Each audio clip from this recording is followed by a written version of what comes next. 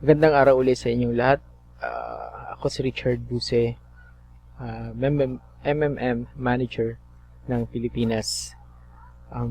Kaninang umaga, ngayong araw na ito, May 25, nangingi ako ng tulong na halagang 700 pesos. Katulad ng makikita ninyo sa screen ko dito sa bandang gitna. At ayan yung petsa, May 25, 2015, dito sa kulay gray na box na ito. At dito sa bandang kaliwa, itong si Melinda, na isa rin sa mga participants ng MMM, ay nagbigay sa akin ng Bitcoin na ang halaga ay 700 pesos.